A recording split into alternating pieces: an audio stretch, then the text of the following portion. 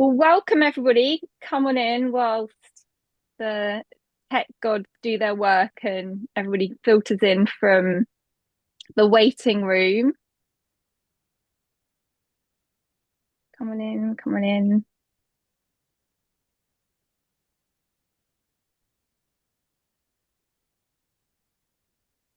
I saw everyone show up at once. It made me extra excited.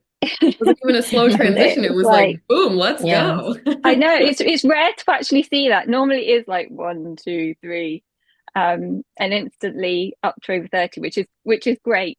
Whilst people do come on in, just do you want to just like to keep some to get some interactivity going, do you want to start by putting your LinkedIn and where you're from in the chat? We were just sort of talking behind the scenes around where is everybody, like, are you East Coast, West Coast, Europe, I know, North, South, whatever. Do you want to just share that in the chat and we can start to get a sense of who everybody is? And whilst we're getting to know each other, oh, hi, Pam, great to see you. We were having a little LinkedIn chat about this event previously. Love to see you as well, Michelle. Eagle, do you want to kick things off Yeah. with the intros? Yeah, absolutely. So, hi everyone. Thanks so much for joining us today, and I hope everyone have a great start of the week. So tonight we're going to have the panel discussion with our incredible panelists to share their stories and insights as a female investors. And after that, we're going to have a Q&A session for you to ask like any questions you have. And followed by that, we will close the event with speed networking in the breakout rooms. And before we get started, let me share something about like what the host behind the event. This event is hosted by the Knowledge Shop and OneRise. The Knowledge Shop is the community in NYC and empowering entrepreneurs from all industries. And OneRise is a nonprofit to support early stage underrepresented founders in New York. You can also find more information. I will post our website in the chat so you can look into the website for more details. And yeah, I think I can give the stage to Tori and our panelists to kick off the event. Hope everyone can enjoy tonight. Thanks so much, Eagle. Yeah, everybody is here from such different backgrounds, but to really get a sense of like who's who, we've created a few little polls. So I'm gonna put those up on the screen now, and if you could, yeah, just take a few seconds just to fill it in, and then we'll run through the answers very quickly. So this first one is just like, what stage is your startup, so that we can get a sense of like who you are, what stage you're at. So this was an easy one. So basically over 50% pre-seed, 30% still figuring things out, about 20% seed. Um, oh, and they're still going. Um, so we'll move on to the next one, because I think the trend will probably stay there. We're going to end that one. Um, oh, actually, let me share results so you can all see. I didn't just make them up. There we go. And then the next one is around you and your funding journey. Um, ooh,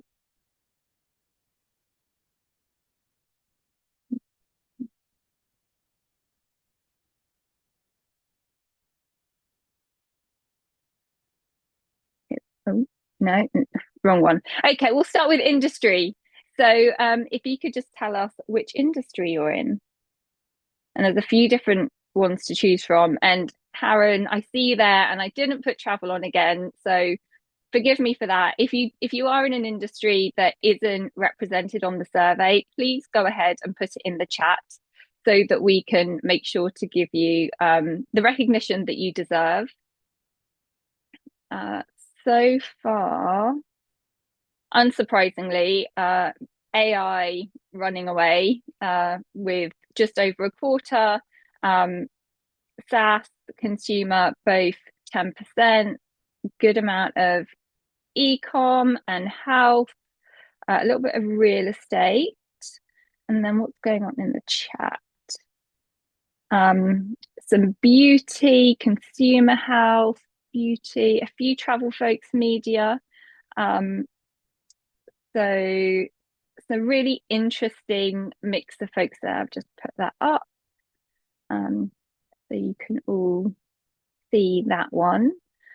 And then the last one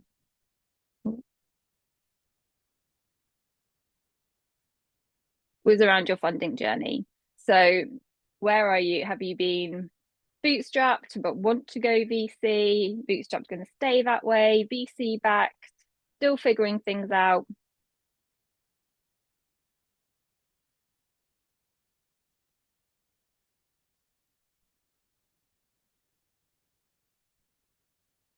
Okay, cool. So looks like a lot of people want to go down that VC route. A few folks raised from angels. I'm gonna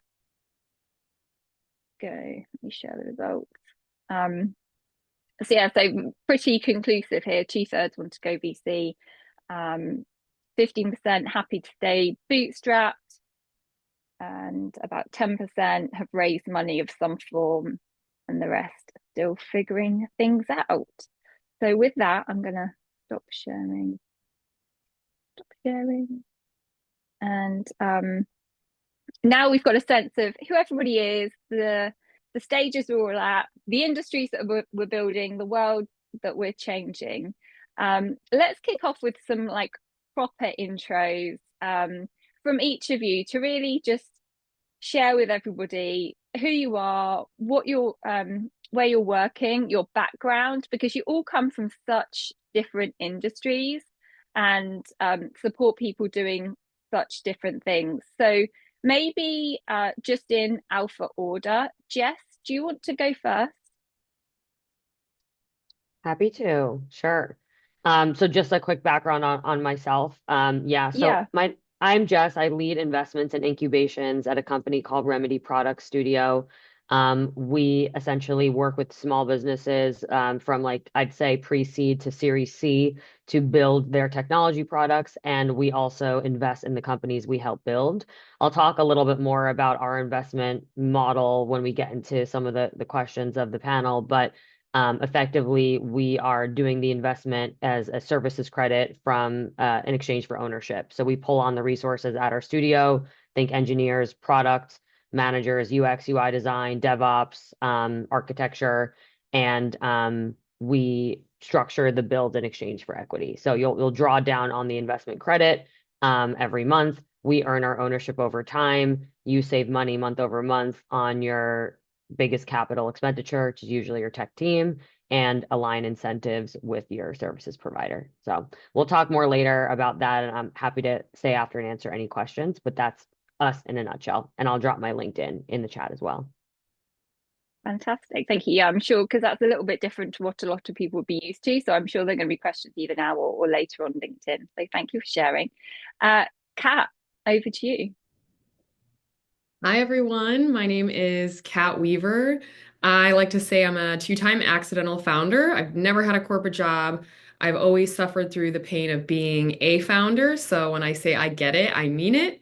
I started a company in college, literally lost the business to a fire, won 22 of 23 pitches to help fund it and bring it back to life, and then sold and exited after 6 years. And along the way, I met so many amazing founders who struggle to talk about themselves, what they do, and what they need. So I founded my now company, Power to Pitch, and I focus on helping founders communicate more clearly and concisely and help them get funded faster. So we have a program for grants and non-dilutive funding, as well as pre-seed and seed stage capital. I'm extremely passionate about helping founders on the communication side more than just focusing on a pretty pitch deck. So a lot of what I'll share, I'm foreshadowing in a way, is it's not all about that. I've dropped my LinkedIn in the chat as well. I'm currently based in Dallas, but the Power to Pitch program helps founders all across the US. So you can see I'm very active there in sharing a lot of founder resources, support experience, and our programs have helped founders raise millions in grants and venture capital. And shout out to Tori for bringing these other powerhouse women together. Thanks, Kat. Definitely a team effort as well with Eagle there. And last but not least, Zara. Hi everyone. Yeah, really quick kind of introduction on myself. I have been a founder 3 times now. Once was an e-commerce brand, scaled to profitability. The second time failed miserably, could not get to product market fit.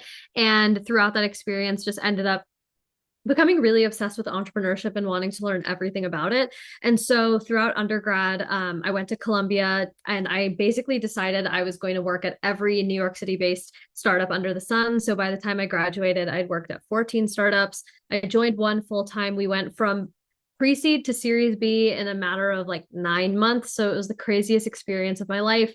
Really, really cool, incredible learning lesson. Throughout that process, started angel investing, building out my own thesis, and then hosting events for founders and investors in the city to basically get them introduced to one another and kind of reduce the friction of how frustrating fundraising is for founders.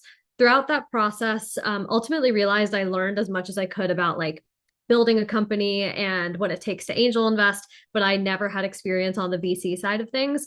And so the timing was perfect. In fall 2023, this fund, Headline Ventures, reached out to me and asked if I wanted to join their consumer VC team. And it was just like incredible timing all around. So I joined. I was there for all of last year and learned so much about the consumer VC investing process specifically, which is kind of where my strong suit is, and learned a ton about kind of empathizing with VCs, which I had not experienced as a startup operator or founder, and started to kind of understand their perspective a little bit more. So I have some kind of tips and tricks there, and haven't announced this yet. I'm announcing later this week, but I just founded my third venture, closed our pre-seed round, and am back in the founder seat again. So, but I'm still angel investing and have a syndicate and stuff. So still have a lot of thoughts about investing and all of that. But yes, that's a quick update on me. Amazing. We heard it here first, everyone, and massive congratulations on that, Zara. That is a big move, and congratulations on the raise. So a lot of first-hand experience from everybody here, covering like angels and non-dilutive and VC and everything like that. But have we missed anything off here? Like to just like almost like go back to right at the very beginning, thinking about all the different ways that people can build and support their startups. This could be to anybody here, Jess, Kat, Zara. Is there anything that we've missed that people maybe don't think about as much or that we should surface quickly? Yes. I'll add a couple notes. So I'm very passionate about founders thinking about a combination of funding options. I think you see these fancy Forbes and TechCrunch articles, and it's like, oh, I have to raise VC or institutional money to be a good company and be successful, when in reality, 1% of small businesses in the US raise venture capital. And out of that 1%, 1.9% goes to female founders. So the odds are really not in your favor. We have a ton of our founders end up securing the money they need by a combination. So we like to tell founders to think about when you go for money, doesn't need to just be about giving up equity. There are corporate grants and government grants. So corporate grants are typically $500 to $200,000. And there are organizations like FedEx, Visa, they have initiatives and they get tax incentives to give away money. So it is not a loan, it is literally money in your pocket. I won 6 figures of free money myself, so I'm a big, big fan of it. And it comes with a lot of PR and marketing opportunities. So that's my favorite form of capital, I would like to say. And then debt is cheaper than equity a lot of the time. You have to consider there's a lot of other things behind that, but thinking about debt, lines of credit, relationship with your banker before just going the institutional route, I just want to make sure that founders think about that. And again, doesn't make you a bad business if you don't wait for VC, or you can at least extend waiting on that to be able to give yourself better valuation, more control, better terms for higher growth opportunities. Yeah, I'll add to that. I think it's important to step back and really ask yourself, why are you fundraising to begin with? Like, why do you need money? And it all comes down to I need to achieve a goal, right? You need to hit a milestone to be able to grow your business. When we at Remedy are thinking about this, we're obviously coming in from the perspective of a product studio. But I'll tell you, before I joined Remedy, that my first exposure to working with a portfolio company that was dealing with this sort of conundrum of how do we hit these milestones while being capital efficient? It was when I was on the other side of the cap table. One of our portfolio companies was a B2B health tech business, really a SaaS model at its core. And when you're thinking about any software business at its core, your biggest capital expenditure every month is usually your tech team. Ultimately, you need funding to be able to support the people working on your company because you can't do it yourself forever. So if part or all of your use of funds is going toward a product build or expansion of your technical team, then considering an equity for service arrangement with your technical team or with whatever team you're trying to solve that problem for with your marketing team, insert a marketing agency if they have the same model, is a really interesting approach because it aligns incentives with that services partner. So now instead of their incentive being billable hours, there's a fiduciary responsibility for them to see you succeed. They're effectively taking a loss on the project, their scope of work with you by investing alongside VCs in your cap table or by adding an investment into your company, which means you all win together. So if you can achieve your goals via their help and hit, your business KPIs or revenue KPI, ultimately the thought is that will help your valuation, which helps everyone because if they're operating at a loss as part of the engagement, it would not be considered an investment if they didn't expect to return their money. That would in effect be just a discount. So at least that remedy, we think of all of our investments as true investments where it is our job to see that other company succeed. And with that, I would encourage everyone to think through, why am I actually spending this money? How can we, similar to Kat saying, how can we get the capital to be able to do that job? And do we really need to dilute ourselves in that process? And if we are going to dilute ourselves, should we be diluting ourselves with an entity that's going to be additive to the value of the business? Or is it a blank check really all we need? Sometimes that is all you need. Sometimes you just need inventory or you just need marketing dollars. But you really have to ask yourself why. Why are you fundraising to begin with? Yeah, and I'll also just kind of round out the conversation here with two perspectives. I think the first is one of the companies I worked at for a really long time was Republic, and it was an equity crowdfunding platform specifically designed to give founders the ability to finance via equity still, but not via traditional VC, actually more comparable to like a group of angel investors coming together and investing in a startup. But the difference there was you could be non-accredited and invest in these companies. And so I'm always an incredible believer of taking that angel investor route and equity crowdfunding route initially when you're kind of thinking about even just going down the VC equity route in general. I think a really good example of this is Beehive, the newsletter platform. They raised a very competitive Series A and Series B.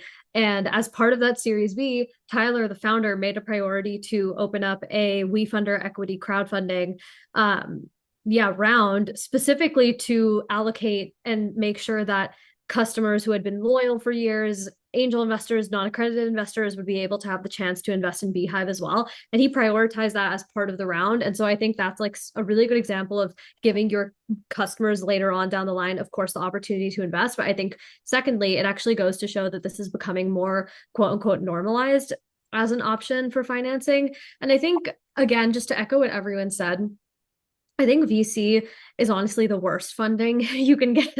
I think it comes with a lot of constraints, and historically, there's a lot that can go wrong with it. And speaking as someone who just closed both a VC round and then also an angel investor round, I think sitting with yourself and having the like true conversation about whether or not you need VC financing is incredibly important. I sat with myself for like months before even talking to a VC, figuring out if this would even be worth it. Are there other avenues that I could go down and explore before I went down that path? Because you are diluting yourself, and it is kind of like, again, one of the more aggressive financing approaches. And so I really think doing everything you can to evaluate all other financing options before you go down that route is pivotal, because it is really the one where I'd say you're giving up the most in a way. And I think a lot of founders should really explore like all those other options beforehand. And yeah, just be honest with yourself initially in the beginning. Like chasing, I think like certain status symbols about raising from a VC, it shouldn't even be like a status symbol in the first place. It's really just about like how can you get to profitability as soon as possible. And I think that's something all founders should aspire to versus like trying to get a name brand VC to invest in your company. Thanks so much, Sarah. Um, some amazing points there. So Kat sort of touched upon this earlier, but 1.9% of funding goes to women, which is a ridiculous number. So why do we think that is? And what can we do to try and tip the scales back in our favor? To anybody in I'm particular? I'm happy to start here. I think there are a few things, and I think this stat is all every year historically something that's so frustrating. Um, but as part of this prep, one of the things I was thinking of is, is there something inherently different about women, or is it a problem with the industry? And I think it's a little bit of both. I think there's a competence bias that women have with themselves where I know I'm guilty of this, where I will hold back on doing something unless I feel 100% ready to do something or 100% capable. Men, on the other hand, are often willing to wing it. And I think that aligns with this perception of boldness that VCs often look for, where women tend to be more realistic, I think, versus idealistic. And I would argue that the realism component is makes for better CEOs and builders. But it doesn't always win better capital, right? The VCs love the like big picture energy, thinking big. They like to see graphs and charts, and I think women don't like to overpromise and underdeliver. I think women, this is a big generalization, but I think women like to deliver on what they actually say they will. Um, so that's, I think, maybe where women kind of fall short, but where the industry, I think, meets us unfairly is network and access. Unfortunately, many investors are still, it's a male-dominated industry to be on the other side of the cap table. And people use their networks to get in front of other people. So since venture capital has been historically male dominated, it creates a cycle where men have greater access to funding opportunities and they're getting in the room like a little bit faster or easier. Yeah, makes a ton of sense. I know to your first point, I know I'm 100% guilty of not like raising my hand to do something until I feel 100% confident, holding myself back with my own startup journey. But yes, much more sort of institutional bias as well at play too. Kat, Zara, any thoughts from your side? Yeah, I would agree with Jess on all of that. And I'll add two seemingly small but major details. So as someone who has reviewed thousands of pitches and tens of thousands of pitch decks, I typically see women speak in passive voice and most men speak in active voice. And passive voice you think of I plan to, or we're thinking about it. I feel, I believe, we might. Whereas men are, we are, I am. And it's that tone and that little bit of language changes that changes the entire confidence of not only yourself, but the person you're speaking to. And so a lot of it is, at the especially pre-seed and seed stages, whoever you're speaking to is buying more into you than what you're actually building and your idea because they're buying into your conviction. And I think a lot of women are like, oh, I would love to have this as an opportunity. And they think back and they like shrink back a little bit when they should be, I'm giving you the opportunity to be a part of what I'm building because it's going to be absolutely massive. And that's the kind of vibe change that I think a lot of women, when they go after fundraising, need to have. And this is just sheer experience and the amount of women that have gone through our program and ended up raising money, that language shift in passive and active voice. And one other point I'll add is I see women asking for half of the amount that men are. And it's that going to Jess's point of like, oh, I want to be more realistic. When in reality, it's a matter of you're raising more and you're thinking in terms of a time frame of, let's say, 9 to 12 to 18 months on average, is you should be raising enough so you don't have to go through that vicious cycle again. Like you should be able to go back and filter, like get your company into a place of growth and profitability. And I just think, women are a lot scrappier, which is awesome, but I just see them asking for less. So those are two seemingly minor details I add, but it's quite the common theme in the years that I've been doing this. Mm-hmm. Yeah, I also would have to agree. And I think even from my own experience just now, I think the biggest shift in the way that I communicate now versus my second venture, which was the other company that failed that I started 5 years ago, that the biggest shift in the way that I describe things is the active, the we're doing this, this is what we plan to essentially launch and kind of what our timeline looks like, but also leaning very into what I kind of had been conditioned to believe is arrogance is actually not arrogance. It's just speaking factually about what I've accomplished and therefore that being compelling, obviously, when talking about myself as a founder. And so I think totally like echoing what Kat said, I just like basically put this into practice with my fundraise, and I closed my first VC round in like 10 hours, and then the angel investor round closed in like a couple of days. And I think that shift in speaking is like an insane differentiator that you, honestly, like practicing it and speaking in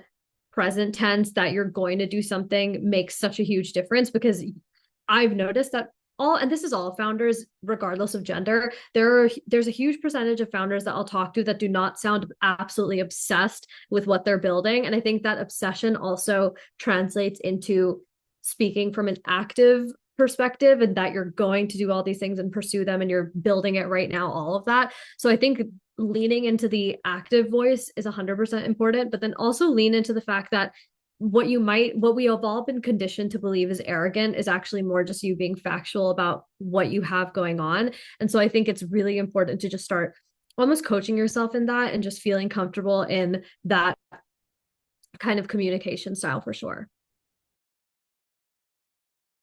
Thank you so much. So maybe broadening it out as well, and congratulations. I mean, 10 hours to close like a funding round, that's impressive. Like, what are the other differences too that you see between not necessarily gender perspective, but founders who are successful in raising? And that could be not just VC or angel, but also even in pitch competitions and grants. I mean, what are the sort of strengths that you see between those who are able to raise money of any description or the support they need in any description versus those who almost like get stuck wading through the swamp and just don't seem to have luck on their side? Kat, do you want to kick things off? Yeah, I was writing a few notes. Sorry, as you take it, so I don't forget to say them. So I swear, I really am.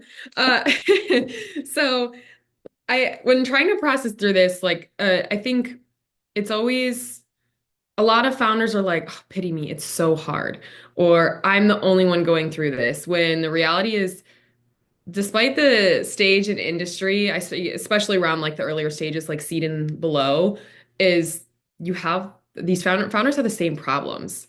It's money, time, team, infrastructure. Like you think it's really about you and your problem, you're the only one suffering, but in reality, it's not.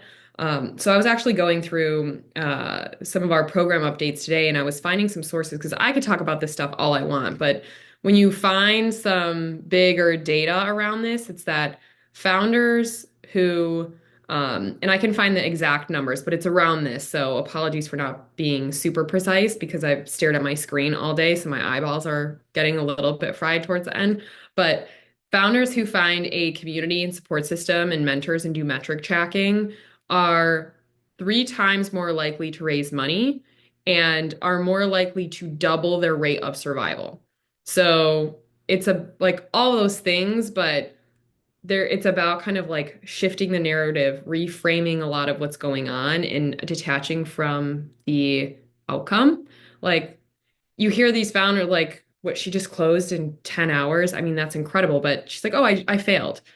And that's so powerful. And not a lot of us want to admit that or think through that when it's the reality. And I think that that's so powerful to take those lessons, be able to change what our perception of fundraising is. And I think too, as a founder, like just a small anecdote is like whatever your expectations are and needing money and growing and doing things, we say double it because it's a lot harder than we think and takes a lot more resources. So having the right people and getting your out of your own head to really get through that, I think is something that is really, really important and crucial for not only like our mental health, but the physical health of the business. Tari, was there another question of that? I started writing and I missed probably like one part of that question answer. Oh, I mean, no, it was just the same question. It was like, what do you see those who succeed in fundraising, be that pitches, competitions, VC, whatever, the commonalities between them versus those who just struggle? Okay, this is what I was writing down. Thank you. So the 4 traits that we screen and that we find in the most successful founders is 1, coachability, 2, grit, 3, passion, and 4, transparency. So in our programs, we tell if a founder is not going to be all 4 of those things, we're going to hate each other. Don't come work with us and we don't want to work with you, because a founder who is coachable is someone who's going to be willing to learn and make iterations, but up to a point, everyone's got an opinion and advice, so it's not taking all the things, it's within reason. And then grit is so important because it is so damn hard as a founder. I mean, Lord knows why I did it for a second time. You think I would have been beaten up enough the first time, but here I am doing it a second time. And I wouldn't have it any other way, but it really, that grit is what it comes down to. Grit beats passion every day, but it is so much more enjoyable and memorable and impactful, and really, really helps you when you do have a passion for what you do and you're surrounded by people who are just as passionate, right? They won't have the same passion, but it definitely helps. And then the last one, transparency. So we have so many founders who are like, well, this happened, I have to spin it. And it's not about spinning, it's about being transparent, sharing what happened, what you learned from it, and what you're going and what the path ahead is. If a founder wants to hide that, they're not going to get very far, especially if you're considering on taking on investment. It's a marriage. And if you're going to lie to your husband at the early parts, or your life partner at the early parts of a marriage, it's not going to last very long. And it is very expensive to get divorced. So that's how I say consider fundraising. Those 4 traits are the most important. I didn't have natural speaking skills. I would rather throw up than go talk to people on stage and talk about my business. I wasn't good at sales. I felt really uncomfortable asking for money. And I put in the reps to do all those things and now help other founders get through that. So I'm a living testimonial example that it is those are learned skills. Confidence follows action, not the reverse. So those are just some of the little pieces that I would say are really, really crucial. And we see in successful founders in winning the money, getting the right mentors, advisors, getting invited to speak, and ultimately using that in hopes of a future exit. Thank you. That was like super specific and really useful. I'm curious, one of the phrases that I hear a lot, sort of continuing on the same theme, I don't know, maybe this is a Zara question, but Jess, feel free to chime in as well. The concept of founder market fit and the founder's background and experience actually giving them their unfair advantage. What do you think about that? And is there something that you can, like, how do you sort of big that up and showcase that to people as you're building and raising? Yeah, I think speaking just from my experience with raising now, a huge part of what attracted a lot of people to what I was building was the founder market fit of it all. I'll tell you guys everything since I'm announcing anyway in 4 days, but the company is called Lore. It's a fandom tech platform for Obsession. It's consumer AI, and it basically kind of replaces that need of having to Google a TV show or a movie right after you watch it, and then you end up on like Reddit, Tumblr, Twitter, YouTube, TikTok, having like a disintegrated, fragmented experience. Lore is a platform you can search all of that kind of in one place and maintain your fandoms and obsessions. And so I have been like a fangirl since 2011 or 2010, pretty much since birth, but more officially since 2010. And so when I went into these pitch conversations, I was constantly just emphasizing the fact that like I grew up on the internet. I was one of those fangirls on Tumblr. I saw the whole first generation of consumer tech products that gave birth to like real fandom on the internet. And I had like an anonymous One Direction Twitter account, Tumblr account. There was like a whole sub niche in Tumblr called Study Blur, where people would just upload pictures of their notes and the different ways that they like took notes in school or in college. And I had at least like 10,000 followers on that one and like 80, 70,000 followers on the One Direction ones. And so that was first like my personal experience. Then my professional experience was the fact that I had done all this startup work, consumer work, and it just kind of made sense for, I think, the investors that were super excited about it. And so I, especially in early stage, the founder market fit and the enthusiasm there is so important, which is why I go back to the whole like what Kat was saying, storytelling, but then also really just showing like why you were meant to build this. And so I think with my pitch, everyone loved the idea. We're in like an AI renaissance right now, of course, and like a lot of consumer tech isn't fun. There's a lot of like productivity, efficiency tools, and this just felt like brand new for a lot of folks. But more than anything, everyone told me their conviction was just in me, and I think their conviction in me was based off of my own obsession with this problem. I've been thinking about this product for like a decade. I've been like ruminating on it. I have like notes documents where I've been keeping track of my own obsession and contents for like months on end. So that's like for me, I think the biggest thing with founder market fit, you have to tell a story that's like, this is why I'm here on earth to build this company. And it sounds incredibly dramatic, but that's how I feel about Lore. And that's why I'm so excited to build this company. And I think that's what I communicated in my pitch. Like, I do really feel like this company is the amalgamation of my personal life, my professional life, and everything that I've ever done. And so I'm incredibly passionate about solving this problem for other fangirls like myself at 13, but also like 26-year-old me right now as well. Wow, I we've love got a that. load of fangirls and guys, I'm guessing too, in the chat, loving the whole concept of law right now.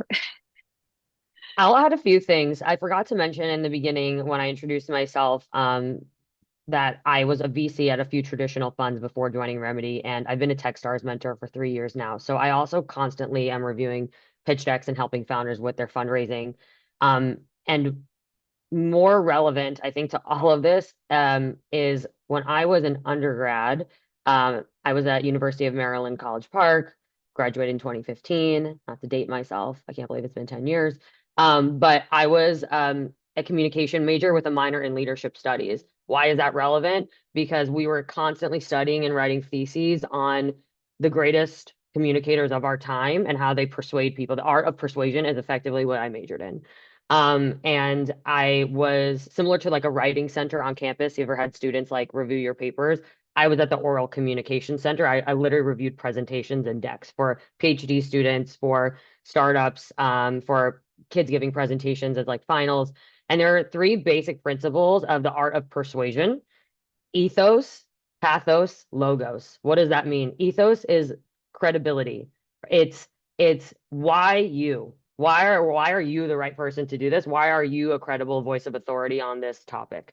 Pathos is emotion. So Kat touched on this, Zara touched on this. You're obsessed. Like you feel it through the phone. Like you are going to get this done if it's the last thing you do. Almost a little bit of like Delulu is the Salulu. Like you got to show like you you think really like you're going to be the one to do it.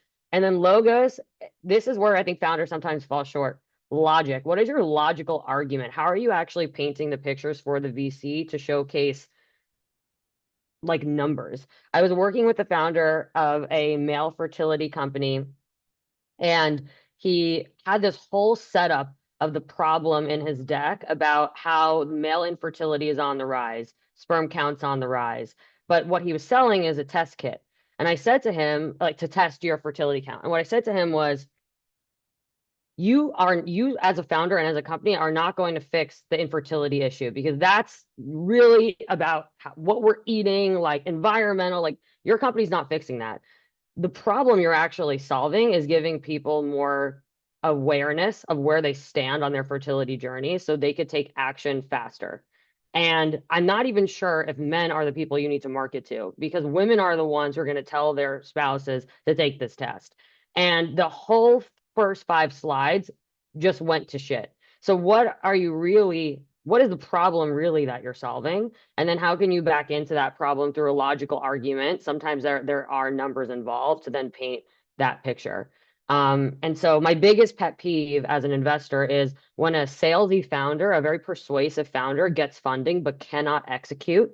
They're not like they can't commercialize. And my other biggest pet peeve is when there are great executors, smart people that can't get funding because they cannot hit the ethos, pathos, logos, the credibility, emotion, and logic in their argument to actually convey a message. And that's such a shame. So I know I've actually made bad bets on salesy founders that were not executors.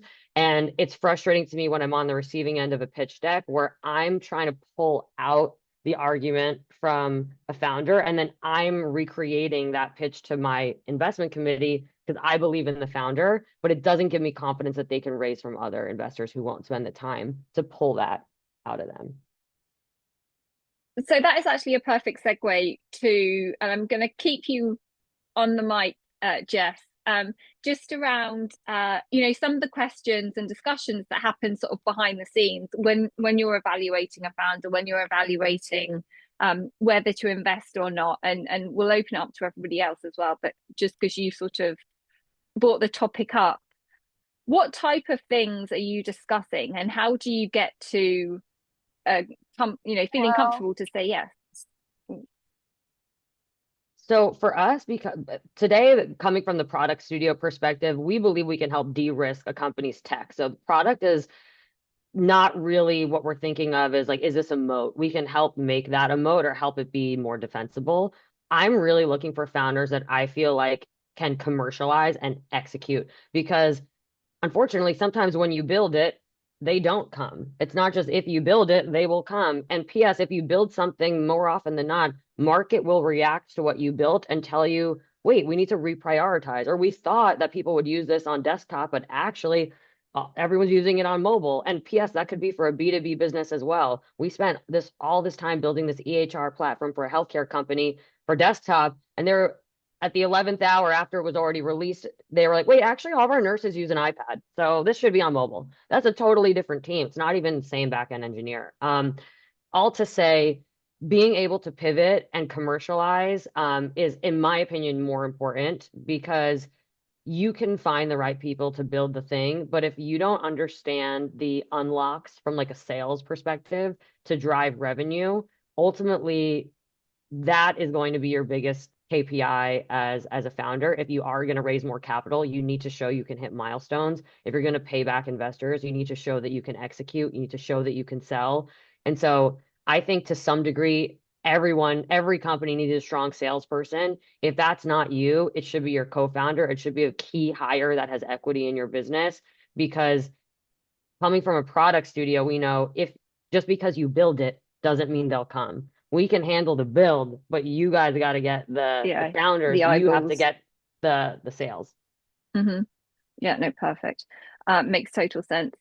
Zara, when you're sort of in an investment or, wearing your previous hat before you transition to your next exciting startup, what sort of conversations were you guys having in your finance committees and talking about whether to invest or not?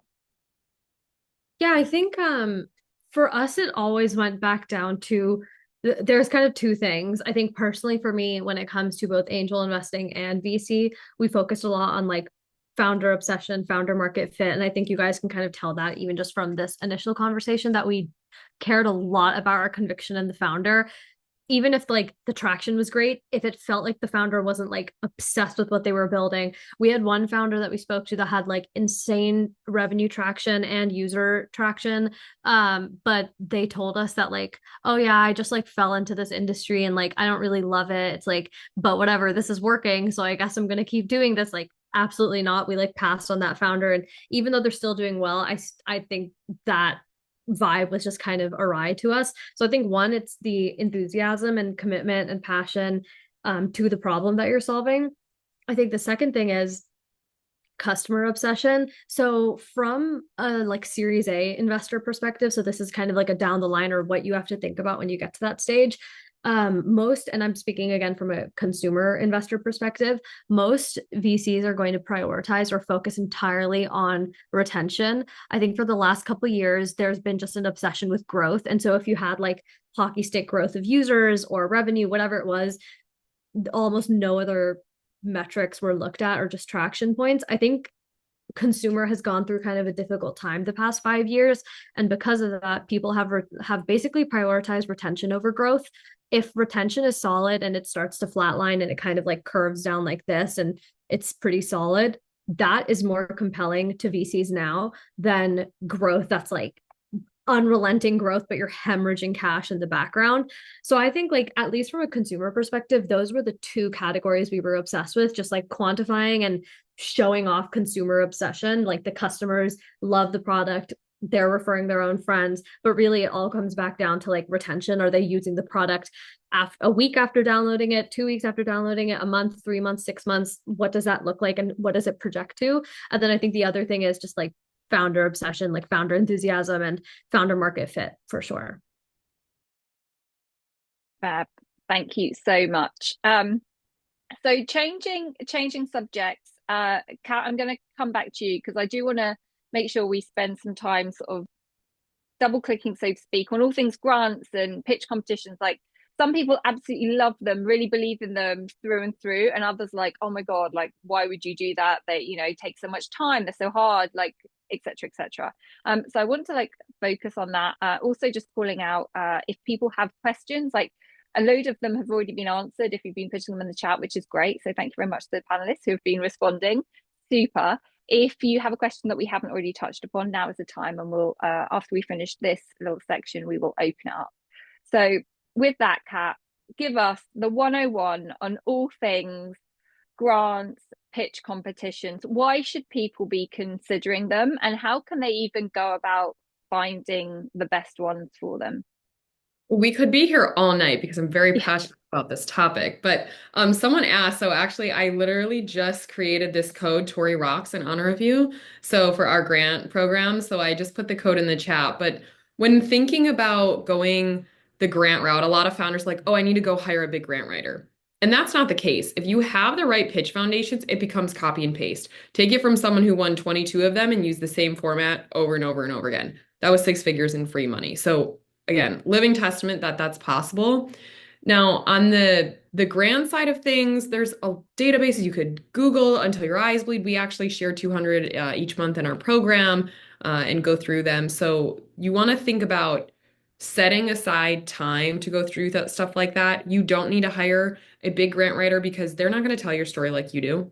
You can get assistance on them, but if they're just mass applying for things, you're going to be wasting a lot of time. And the reason I say that is some of these competitions or grants or opportunities is you might have to show up live and pitch. Like I said, I was super nauseous when thinking about them, but it is the most incredible skill you can grow as a founder. It's like putting in the reps. It helps you even organize the business and think about it in different ways, even though it takes time to have to sit down and process through those things. It forces you to think differently and in a way that you're not operating on every single day.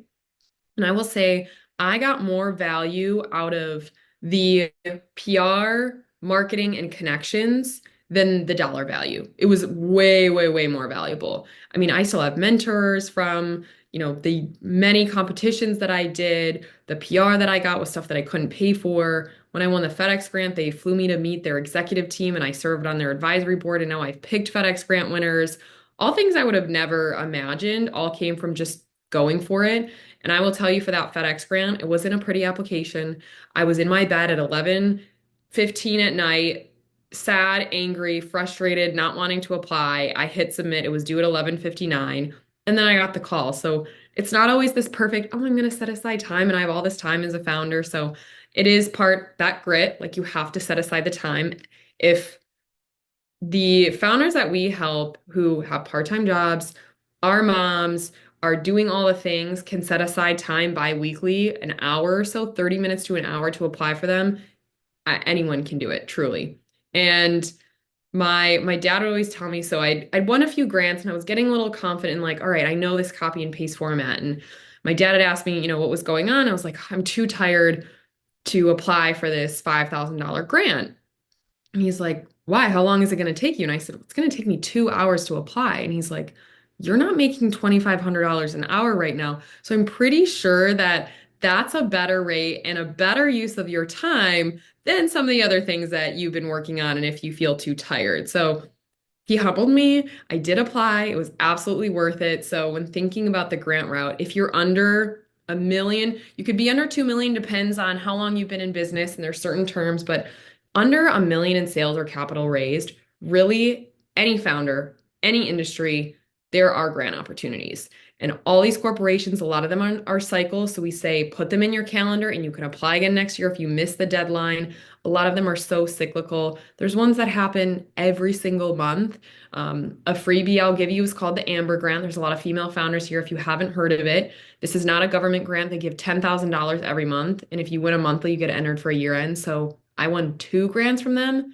There's an application fee for it, but you can apply up to 3 times a year because the government ones, I will say they take a lot longer. This is why I love the corporate grant route is the government grants. I had a friend who won $5 million. You're like, oh my God, $5 million. It's amazing. He said, Kat, I regret winning the money because I had to hire 2 people to manage it. It's a credit system, so I had to submit expenses and maybe get paid back, hope to get paid back in 6 to 8 to 12 months.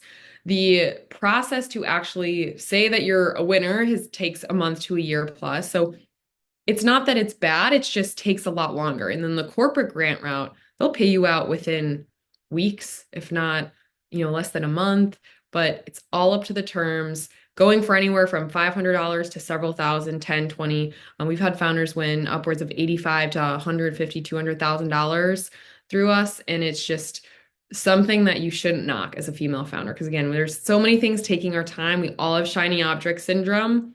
But when thinking about going for the grants, if you're especially under 1 million in revenue or capital raised, it is a really great option. It's not consistent revenue, right? But it's a great boost in marketing, PR, resources. And again, if you don't win, it's not time wasted because you're organizing the business. You can ask for feedback and you never know the opportunities or who's going to be really in the room too.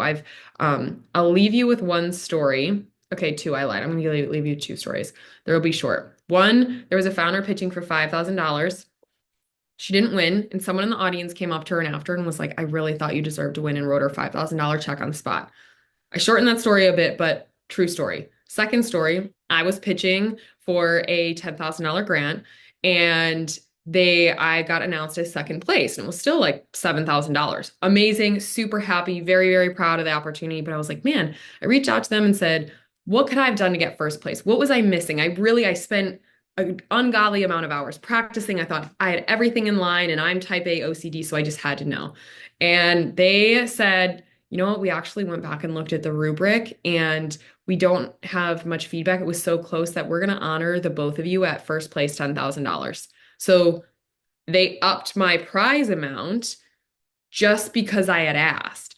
And that is like a more rare side, but you never know from feedback wise. We've had people ask and end up getting mentors, other investment, things like that. So a lot of great stories there, but I like to give a little bit of examples so you know that, it's actually more common to have those kinds of experiences when thinking about the grant route. But again, worth more money in the connections and an opportunity to pitch is never one wasted. Wow. Those are 2 amazing stories. And, testament to the fact that it always pays to ask, like, don't ask, don't get. And what is it like? Quiet mouths don't get fed type thing. So make sure to raise your hand.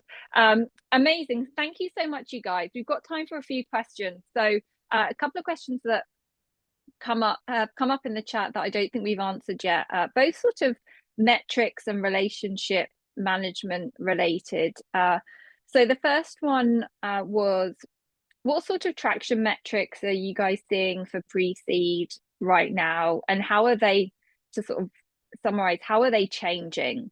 So in relation to like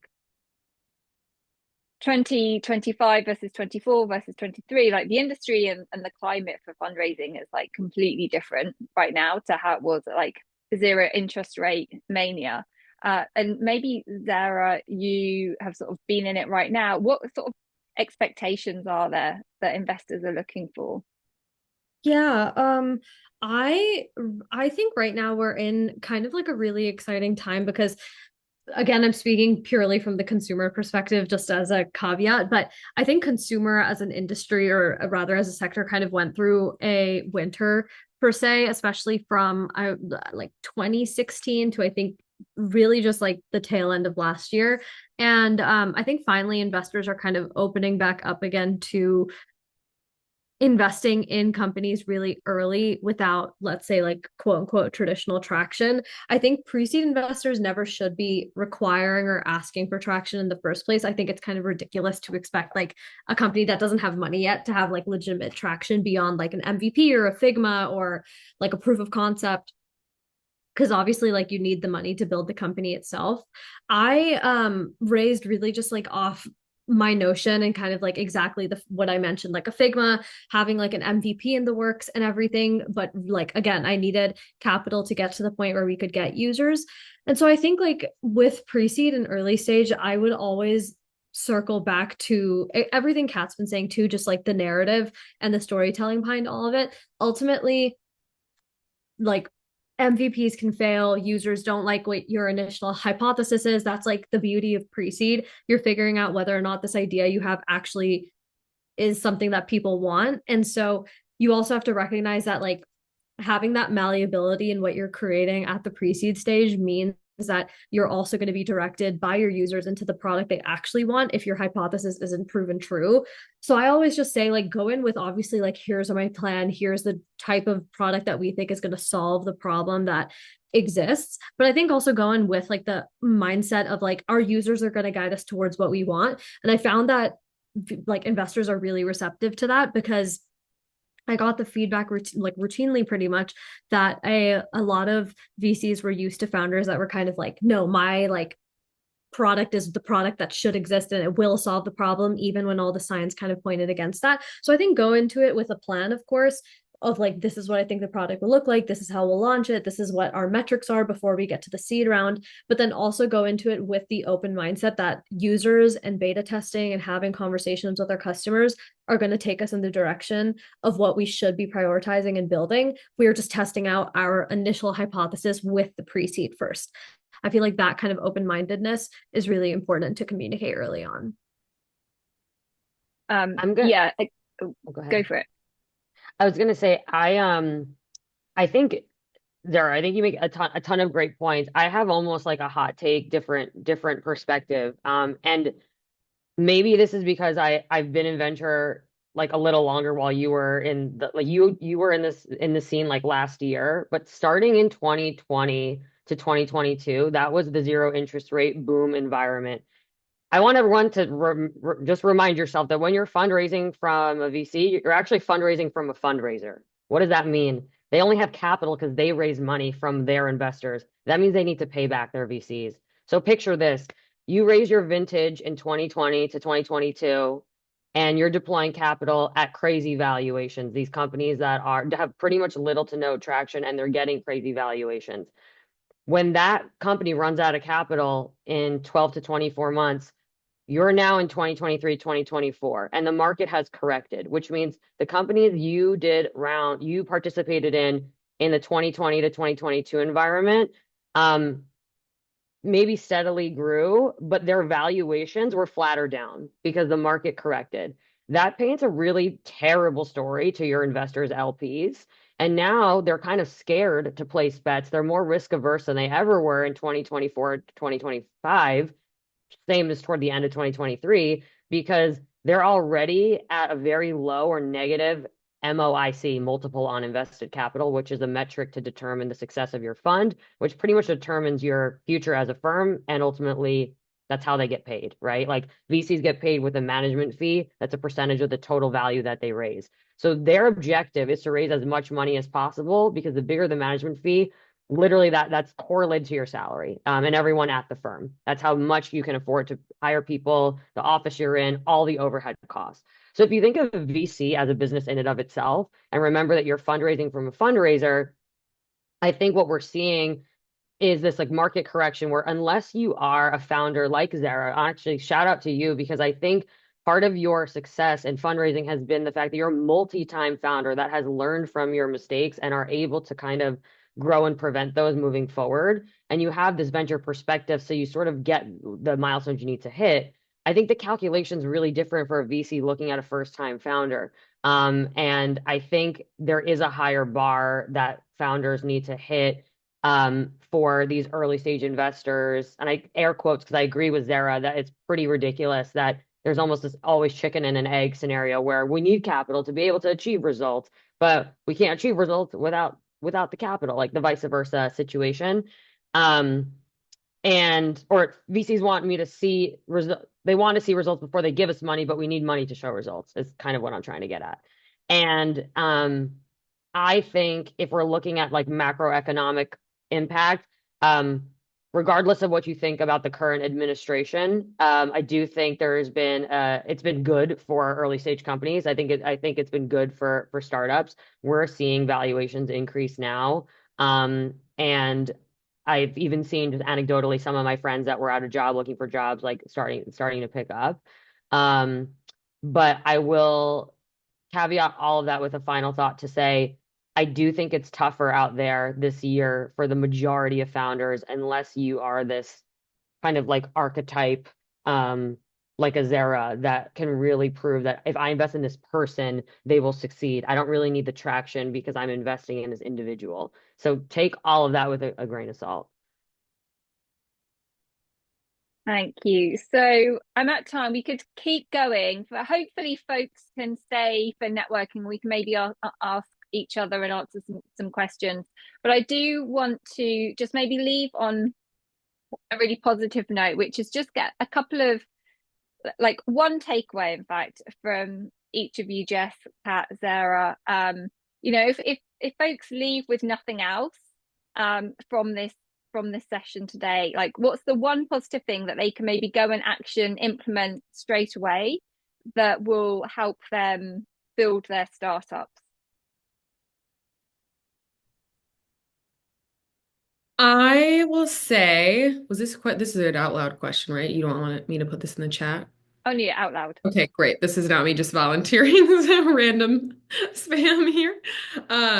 Biggest thing is think about like if you haven't made yourself a funding map, like a timeline of short-term, medium, and long-term goals, and then your worst case, medium case, and moonshot, and you kind of think about creating situations in tandem so you can have a realistic thought about, how you can be scrappy with certain money, if you can delay, or what going after venture is going to look like. Like if you actually sit down and go through those tactics or ask ChatGPT to help build it out for you, it takes not that long anymore. I mean, you want to actually sit down and process through what those actually goals look like to work backwards, because coming up with a valuation and amount of money that you need isn't a random number. It shouldn't be a guess. It should be something that is planned and tactical and that you can back up and have an educated conversation around it. And I got a message this morning, like 5 different messages. How much should I raise? And it's so situational. I would be doing you a disservice by making up a random number. So I would encourage thinking about, having a brainstorming session about what those goals look like. And if you actually map out a timeline and play with some different numbers and scenarios, it'll open your thoughts up and help you also think about some of the different forms of capital you could apply at those different points. So thanks for having me, Tori.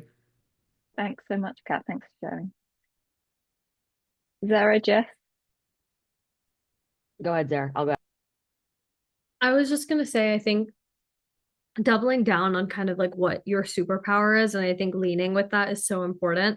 I feel like a lot of founders try to wear a ton of hats, and have experienced this as well, of course, where you end up just trying to be good at like a ton of different things because you are like the sole person building this company, especially really early on. And if you don't have a co-founder, I think lean into your superpowers and what makes you special and what you find resonates with folks. I think with myself, it was the storytelling, the enthusiasm. And I've realized that if that was like the one piece of feedback I was getting from all my friends when I was talking about this, then that's absolutely what I should prioritize. And that is my strong suit. And so I always led with that. And I think that kind of leaps off the Zoom call leaps off in person that I am really passionate about this. So I think if anything, this process, I maybe would have had a completely different answer 6 months ago when I was a VC, but now going back into the founder thing, I think lean into your superpowers aggressively and get feedback from people in terms of like what they think that is. If you don't know what it is, other people are going to make observations about what your superpower is. So I would say, again, lean very heavily into that and lead with it for sure. I love that. You guys have given some good ones. I would say, the popular thing is not always the right thing. And I think this is advice for pretty much all aspects of life, but in this conversation, it's relevant because raising VC capital is not always the best way to do something. Like getting into Y Combinator or being an accelerator is also not always the best way to do something. There was a side chat, like, what do you think of accelerators? I think accelerators have really predatory terms, but if you think you're going to get a lot of value out of the accelerator, then is the dilution worth the reward? Should you consider investment from a services provider like a Remedy? Is a lot of your capital needs going toward product or engineering? Should you think about grant funding? The popular thing is not always the right thing. What do you need to do for your company to succeed? And then prioritize that and keep as much of it as you can because, honey, you're working hard. And hopefully, when there's an exit, you can reap some of those rewards and it not be diluted to everyone else except you. Honey, we're working hard. Do you live your truth? What a way to end. Thank you so much. I'm gonna just put us all on gallery view. If you can come on camera, like now's the time just to sort of like say hello to everybody, say thank you to everybody here. We will take a few little screen grabs to prove that this really did happen, to be social. Whilst I'm doing that, just a massive, massive thank you again to Eagle for my amazing co-host, for Jess, to Kat, to Zara, for everything. So thank you, thank you, thank you. We will post this on socials if you guys want to try and help amplify too. I love the fact that you were sharing LinkedIn's as well. I love the little hearts going. Thank you, Amy. Yeah, keep staying in touch. We've got lots of things happening, lots of different events, and we will hopefully see you at another event.